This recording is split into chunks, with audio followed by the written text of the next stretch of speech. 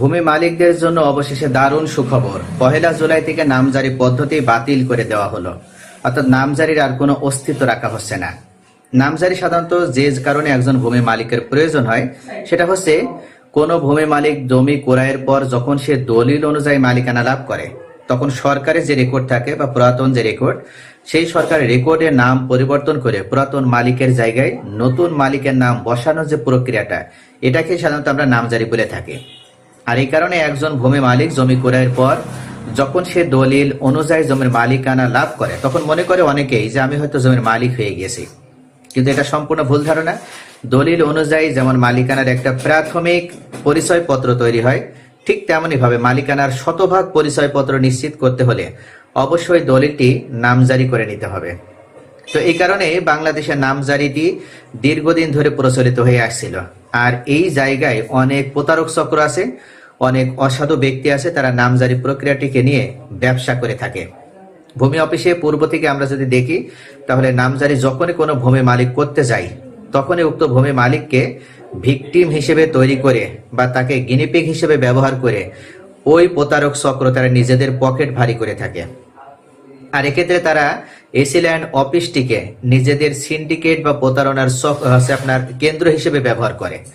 বিভিন্ন সময় অনেক ভূমি মালিক দেখা যায় যে নামজারি করার জন্য তাদের কি ডকুমেন্টস লাগে, এগুলো অনেকেই জানে না। আর যে কারণে তারা যখনই এসিল্যান্ডের সাথে সরাসরি কথা না বলে বাইরে কোনো তৃতীয় ব্যক্তির শরণাপন্ন হয়, সেই সময়ে ওই তৃতীয় ব্যক্তি বা প্রতারক চক্র বা দালাল চক্র তারা এই ব্যক্তির কাছ থেকে বাড়তি টাকা হাতিয়ে নেওয়ার একটা সুযোগ পেয়ে যায়। যদি কোনো ব্যক্তি সরাসরি এসিল্যান্ডের সাথে যোগাযোগ করে, তাহলেও দেখা যায় যে অনেক সময় যৌক্তিক কোনো কারণ ছাড়াই উক্ত ব্যক্তির নামজারি আবেদন বাতিল করে দেয়। আর এসিল্যান্ডের কাছে সেইভাবে আপনি কথা বলবেন, অনেক এসিল্যান্ড আছে তারা মিশুক নেয়, তারা ততটা আপনার কথা গুরুত্ব সহকারে শোনে না, বা আপনার কি সমস্যা হয়েছে সেটাও বলতে চায় না। তো এইভাবে সাধারণত ভূমি মালিকেরা তারা এক প্রকার হয়রানির ভিতরে পড়ে, বিড়ম্বনার ভিতরে পড়ে। আর যে কারণে অনেক ভূমি মালিক আছে তারা নামজারি করতেই চায় না। কিন্তু নামজারি করাটাও একজন ভূমি মালিকের জন্য বাধ্যতামূলক। কোনো ভূমি মালিক যদি ওই জমির মালিক, এটা যদি প্রমাণ করতে হয় সরকারিভাবে, তাহলে অবশ্যই তাকে নামজারিটা করাই লাগবে। যদি সে মিউটেশন না করে, তাহলে রেকর্ড বই সংশোধন হবে না, পূর্বের মালিকের নামই সেখানে থাকবে। তাই মিউটেশন বাধ্যতামূলক। আর নামজারি না করলে আপনি জমি বিক্রয় করতে পারবেন না, সরকারকে খাজনাও পরিশোধ করতে পারছেন না। গভর্নমেন্টকে খাজনা দিয়ে আপনার জমির মালিকানা শতভাগ নিরাপদ রাখতে এবং আপনি এই জমির মালিক এটা প্রমাণ করে জমিটা যদি যে কোনো প্রয়োজনে আপনার বিক্রয় করতে হয়, তাহলেও নামজারিটা বাধ্যতামূলক। এমনকি আপনি যদি ব্যাংক থেকে লোন উঠাতে চান, আপনার সন্তানের নামে স্ত্রীকে যদি হেবা করে দিতে চান, তাহলে আপনার নামজারি বাধ্যতামূলক। এছাড়া বর্তমানে বাংলাদেশে যে বিডিএস জরিপ চলছে, এই বিডিএস জরিপেও আপনি যদি জমির মালিকানা পেতে চান, তাহলে আপনার শুধু দলিল থাকলে হবে না, দলিলের পাশাপাশি আপনার নামজারি খতিয়ানও থাকতে হবে। তো সব মিলিয়ে নামজারিটি অত্যন্ত বাধ্যতামূলক একটি বিষয়। আর এখন ভূমি মালিক হিসেবে ক্রয় সূত্রে যারা মালিকানা পেয়েছে তাদেরও নামজারি করতে হবে, উত্তরাধিকার সূত্রে যারা মালিকানা পেয়েছে তাদেরও নামজারি করতে হবে। তাহলে নামজারিতে যদি এত সমস্যা থাকে, ভূমি মালিকেরা কিভাবে নামজারি করবে? এই বিষয়টি বিবেচনায় নিয়েই অবশেষে সরকারের পক্ষ থেকে এই গুরুত্বপূর্ণ পদক্ষেপ নেওয়া হলো এবং বর্তমান যে পদ্ধতিতে নামজারি হচ্ছে, এই নামজারি বাতিল করে দিয়ে সেখানে নতুন পদ্ধতির মাধ্যমে জমির মালিকানা শতভাগ যেন একজন ভূমি মালিক নিশ্চিত করতে পারে, এজন্য নতুন সিস্টেম চালু করা হয়েছে। পূর্বের থেকে আমরা যদি দেখি, তাহলে নামজারিটিকে আধুনিকায়ন করার জন্য বা অটোমেশন সিস্টেমের আওতায় আনার জন্য বিভিন্ন সময়ে বিভিন্ন সরকার পদক্ষেপ নিয়েছে। এমনকি অন্তর্বর্তীকালীন সরকার তো অটোমেশন সিস্টেমে আনতে চেয়েছিল, কিন্তু তারাও ব্যর্থতার পরিচয় দিয়েছে। কেননা তারা যে সফটওয়্যারের মাধ্যমে শতভাগ নিশ্চয়তার ভিত্তিতে নামজারিটি অটোমেশন করতে চেয়েছিল, সেটা তারা করতে পারেনি। আর যে কারণে অবশেষে বর্তমান সরকারের পক্ষ থেকে ভূমি মন্ত্রণালয়ের দায়িত্বপ্রাপ্ত ভূমিমন্ত্রী জনাব মিজানুর রহমান মিনুর নির্দেশে এবং নেতৃত্বে ভূমি মন্ত্রণালয় অত্যন্ত নিখুঁতভাবে এমন কিছু প্ল্যান করেছে, যেটার আলোকে এই মুহূর্তে নামজারিটি আগে সম্পূর্ণভাবে অটোমেশন সিস্টেমের আওতায় নিয়ে আসা হবে। এবং যতক্ষণ পর্যন্ত অটোমেশন কার্যকর না হবে, ততক্ষণ পর্যন্ত একজন ভূমি মালিক যেন নামজারি করার সময় কোনো ধরনের দুর্নীতির খপ্পরে না পড়ে, বা কোনো ধরনের প্রতারণার খপ্পরে না পড়ে, বা তার কাছ থেকে বাড়তি করে টাকা যেন কেউ হাতিয়ে নিতে না পারে, এগুলো নিশ্চিত করার জন্য অবশেষে 3টা নতুন নিয়ম চালু করা হয়েছে। 1 জুলাই থেকে আপনি যদি মনে করেন যে আপনি 3টা নিয়মের সুবিধা গ্রহণ করে আপনার জমি আপনি নামজারি করে নেবে, তাহলে পারবেন। এক নম্বরে যে সুবিধা বা যে নতুন নিয়ম চালু করেছে সেটা হচ্ছে সরকার নির্দেশনা প্রদান করেছে কোনোভাবেই নামজারি পেন্ডিং রাখা যাবে না। পূর্বে যেমন মাসের পর মাস অতিবাহিত হয়ে গেছে, নামজারি হয়নি, অর্থাৎ দীর্ঘদিন নামজারি নিয়ে চরম ভোগান্তিতে পড়েছে ভূমি মালিকেরা।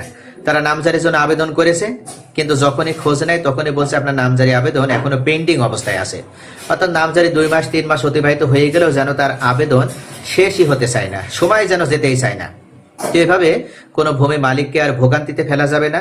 এখন থেকে 28 কর্মদিবসের ভিতরেই প্রত্যেক এসিল্যান্ডকে নির্দেশনা দেওয়া হয়েছে যে নামজারি বাধ্যতামূলকভাবে করে দিতে হবে।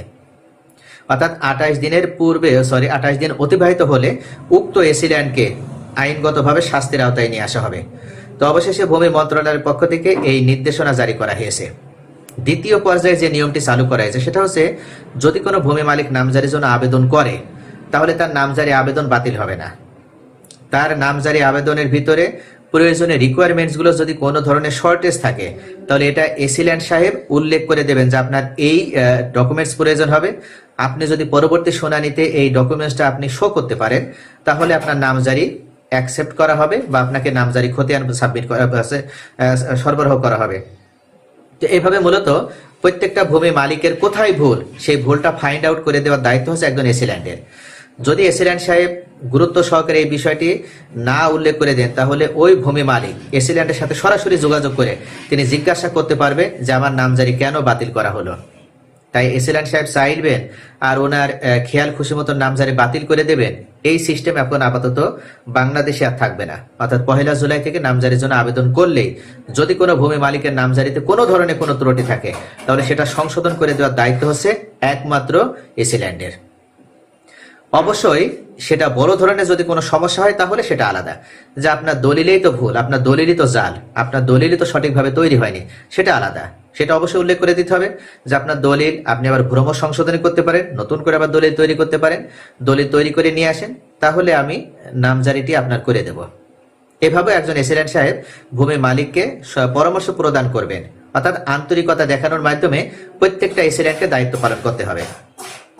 তৃতীয় এবং গুরুত্বপূর্ণ যে আপনার নিয়মটি চালু করা হয়েছে সেটা হচ্ছে কোনো ভূমি মালিকের কাছ থেকে 1170 টাকার বেশি দাবি করা যাবে না।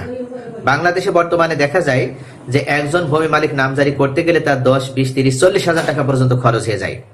কি কারণে খরচ হয়? কারণ সে অনলাইনে আবেদন করার পরে কিভাবে কোন কোন ডকুমেন্টস গুলো নিয়ে যে এসিল্যান্ডের কাছে শুনানির দিন দেখাতে হবে এই বিষয়গুলো তার জানা থাকে না। আর এই কারণে মূলত একজন ভূমি মালিক সে তৃতীয় কোনো পক্ষের দ্বারস্থ হয় এবং তার কাছ থেকে বাড়তি টাকা হাতিয়ে নেওয়ার সুযোগ পেয়ে যায় ওই তৃতীয় পক্ষ। তো এখন থেকে আপনি চাইলে সরাসরি আপনার হাতে থাকা যে মোবাইল ফোন আছে, আপনি মোবাইল ফোনে যদি land.gov.bd এখানে নামজারির জন্য কি কি প্রয়োজন হবে আপনি যদি এই ওয়েবসাইটে প্রবেশ করেন তাহলে আপনি খুব সহজেই জানতে পারবেন যে আপনার নামজারির জন্য কোন কোন ধাপে আপনি আবেদন করবেন, কিভাবে আপনার কোন সময় কোন ডকুমেন্টস আপনার দেখাতে হবে, সার্বিক প্রসেসিংটা আপনার সুন্দর করে এখানে উল্লেখ করে দেওয়া আছে। আপনি চাইলেই এখন মোবাইল ফোনের সাহায্য এবং সহযোগিতা নিয়ে আপনি নামজারি করতে পারবেন। এমনকি আপনার যদি আরো সমস্যা থাকে তাহলে আপনি 16122 ভূমি মন্ত্রণালয়ের এই কল সেন্টারে যোগাযোগ করার মাধ্যমেও আপনার নামজারির জন্য কি কি প্রসেসিং মেনটেন করতে হবে, কত টাকা খরচ হবে, কোন খাতে কত টাকা খরচ হবে, সার্বিক বিষয়ে আপনি দিক নির্দেশনামূলক পরামর্শ পাবেন। তো এইভাবে ভূমি মন্ত্রণালয় চাচ্ছে একজন ভূমি মালিক যেন শতভাগ সমস্যা মুক্ত ভাবে, দুর্নীতি মুক্ত ভাবে এবং হয়রানি মুক্ত ভাবে নামজারি সেবাটা যেন গ্রহণ করতে পারে, এটা নিশ্চিত করার জন্য অবশেষে আপনি বর্তমানে যদি এখন যে সিস্টেম আছে এখনো যদি আপনি সেবা নিতে চান তাহলেও যেমন পারবেন, আবার 1 জুলাই থেকে আপনি নতুন সিস্টেমের আওতাভুক্ত হয়েও সেবা গ্রহণ করতে পারবেন।